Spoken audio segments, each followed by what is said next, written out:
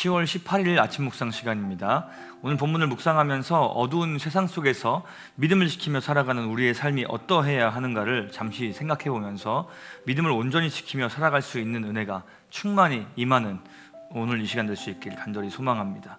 우리 함께 읽은 말씀은 열왕기상 18장 1절부터 15절까지 말씀입니다. 우리 가능하신 분들은 함께 봉독하도록 하겠습니다. 많은 날이 지나고 제3년에 여호와의 말씀이 엘리야에게 임하여 이르시되 너는 가서 아합에게 보이라. 내가 비를 지면에 내리리라. 엘리야가 아합에게 보이려고 가니 그때 사마리아의 기근이 심하였더라. 아합이 왕궁 맡은 자 오바댜를 불렀으니 이 오바댜는 여호와를 지극히 경외하는 자라. 이세벨이 여호와의 선지자들을 멸할 때에 오바댜가 선지자 100명을 가지고 50명씩 굴에 숨기고 떡과 물을 먹였더라. 아합이 오바댜에게 이르되 이 땅의 모든 물 근원과 모든 내로 가자. 혹시 꼴을 얻으리라.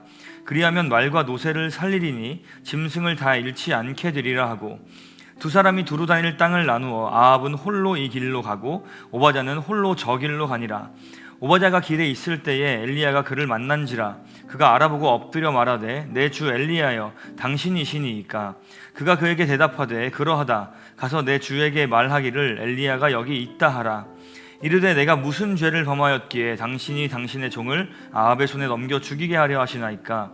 당신이 하나님 여호와께서 살아계심을 두고 맹세하노니 내 주께서 사람을 보내어 당신을 찾지 아니한 족속이나 나라가 없었는데 그들이 말하기를 엘리야가 없다 하면 그 나라와 그 족속으로 당신을 보지 못하였다는 맹세를 하게 하였거늘 이제 당신의 말씀이 가서 내 주에게 말하기를 엘리야가 여기 있다 하라 하시나.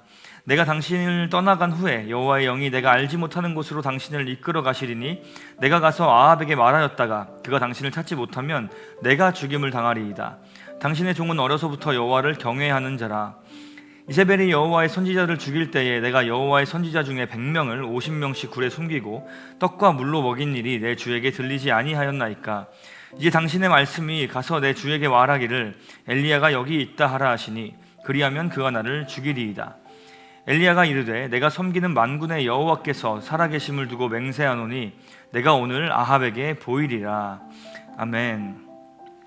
자, 오늘 본문에 등장하는 주요 인물은 엘리야, 아합 그리고 오바댜입니다. 첫 번째로는 엘리야가 등장하는데요. 하나님께서 엘리야에게 이스라엘의 가뭄이 오고 난 뒤 3년째 예수님의 말씀에 의하면 3년 6개월 만에 드디어 비를 내리시겠다라는 말씀을 하십니다. 그리고 이 소식을 아합에게 알리기 위해서 가라고 명령하십니다. 엘리야를 향한 체포령이 내려져 있는 상황이었지만 엘리야는 순종하여서 아합에게로 향합니다. 정확히 그 시점에 3년이나 되는 가뭄으로 인해 사마리아에 있던 아합의 왕궁 또한 여러모로 여의치 않은 상황이었습니다. 극심한 기근으로 아합의 그 짐승들이 먹을 것이 없어져서 다 죽게 될 위기에 처하자 자신과 함께 물 근원지를 찾으러 가자라고 이야기를 합니다. 자, 그런데 이 오바댜라는 사람은 어떤 자였냐? 3절을 보니까 여호와를 지극히 경외하는 자, 즉 하나님을 신실하게 믿는 사람이었습니다. 4절에서 그가 행했던 굉장히 중대한 일을 소개하고 있는데요. 4절을 함께 읽어보겠습니다. 이세벨이 여호와의 선지자들을 멸할 때에 오바댜가 선지자 100명을 가지고 50명씩 굴에 숨기고 떡과 물을 먹였더라. 아합의 처 이세벨이 여호와의 선지자들을 잡아다가 죽이는 사건이 있었습니다.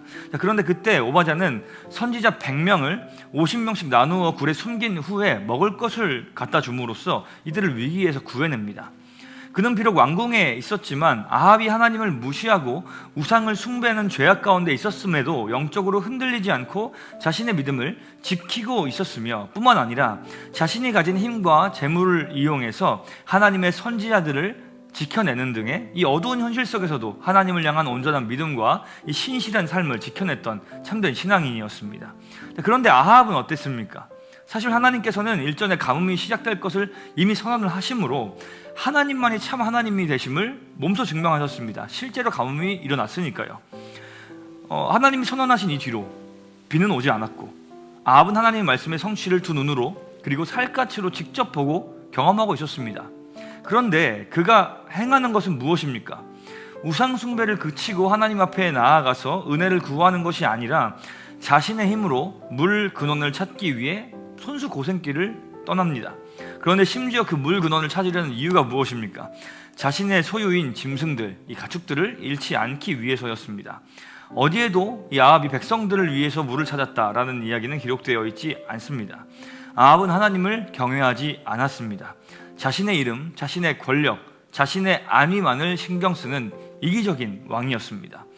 이처럼 자기 자신에 대한 비틀리고 지독한 이기적인 사랑으로 마음이 완악해져 있는 이 아합에게는 하나님의 심판과 경고가 선명하게 들린다고 해도 속위에 경읽기밖에 되지 않았던 것이죠. 결국 아합과 오바댜는 물 근원을 찾아서 각자 떠나게 됩니다. 그 여정 중에 오바댜는 가던 중에 엘리야를 만나게 됩니다. 엘리야는 오바댜에게 이렇게 이야기합니다. 아합에게 가서 엘리야가 여기 있다라고 전해라. 그런데 오바댜는 이런저런 이야기들을 하면서 망설이기 시작하죠. 엘리야가 아합에게 자기가 여기 있다는 것을 이제 존재를 드러내겠다고 당신이 그렇게 얘기하셨지만, 만약에 엘리야가 당신이 사라져 버린다고 한다면 오바댜 자신이 거짓을 고한 혐의로 죽게 될 것이다 라고 생각했기 때문에 두려움에 망설이고 있었던 것이죠. 오바댜는 하나님을 경외하는 사람이었습니다. 그러나 사실 인간은 이 죽음의 공포 앞에서는, 또 죽음의 공포와 같은 커다란 이 두려움 앞에서는 어쩔 수 없이 무너질 수밖에 없는 연약한 존재이죠. 이것은 능력이 없는, 무한하지 않은, 유한한, 나약한 인간에게서 나오는 자연스러운 반응일 것입니다. 어쩌면 우리의 모습이 오바댜의 모습과 겹쳐 보일지도 모르겠습니다. 때로는 믿음 안에서 하나님이 기뻐하실 만한 대단한 일을 해낼 때도 있지만, 우리를 괴롭게 하는 커다란 그 공포 앞에서는 그 믿음이 온데간데 없이 사라지는 것을 경험할 수도 있습니다. 그것이 우리의 모습이죠. 그러나 그럴 때 우리로 하여금 다시 옳은 길을 선택하게 만드는 것은 바로 하나님을 향한 이 신뢰가 회복되는 것입니다. 구구절절 자신이 걱정하는 바를 엘리야에게 이야기하는 이 오바댜를 향해서 마지막에 엘리야가 이렇게 이야기해 줍니다. 15절 말씀입니다. 엘리야가 이르되 내가 섬기는 만군의 여호와께서 살아계심을 두고 맹세하노니 내가 오늘 아합에게 보이리라. 엘리야는 하나님의 살아계심을 두고 맹세합니다. 반드시 아합을 대면하겠다라고 이야기합니다. 하나님의 살아계심을 걸고 맹세한 엘리야의 확신에 찬 이야기를 듣고 오바댜는 아합에게 가서 엘리야가 나타났다는 것을 고합니다. 자, 이렇게 오늘 나타난 세 명의 주요 등장인물들의 이 모습은 하나님을 향한 태도와 삶에서 각기 다른 모습을 보여주고 있다는 점에서 아주 흥미롭습니다. 엘리야는 하나님의 말씀에 온전하게 순종하여서 자신을 향한 체포령이 떨어졌음에도 불구하고, 그것을 알매도 불구하고 아합에게로 향합니다. 오바댜는 악한 세상 속에서 믿음을 지키며 살아가는 사람들, 수많은 갈등 속에서 고뇌하는 신앙인들의 모습을 아주 잘 보여주고 있습니다. 또한 아합은 너무나도 명확한 하나님의 능력과 실존이 드러나 있음에도 불구하고 그것을 볼 수 없을 만큼 크고 깊은 죄악에 빠져서 자기 자신만을 사랑했던 사람이었습니다. 아마도 세상에 있는 인간 군상은 크게 이 세 가지 범주 안에 다 들어가지 않을까 싶습니다. 이 세 인물의 모습 속에서 우리가 취해야 할 모습은 당연하게도 정해져 있습니다.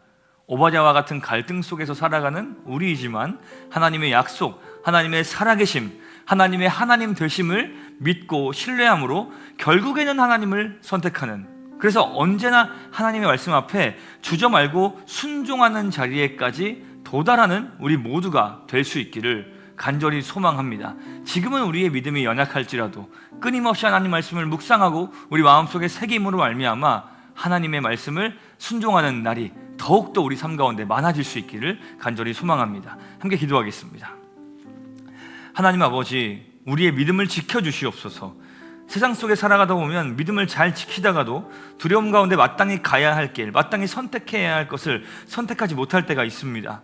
하나님을 향한 신뢰를 우리 가운데 더하여 주시고, 하나님의 말씀을 힘입어 갈등 속에서도 결국에는 주님을 선택하는 믿음, 그리고 그 믿음이 쌓여서 결국에는 하나님을 언제나 기쁘게 선택할 수 있는 삶으로 우리의 삶이 완성되어져 갈 수 있도록 은혜를 허락하여 주시옵소서. 감사드리며 예수님의 이름으로 기도합니다.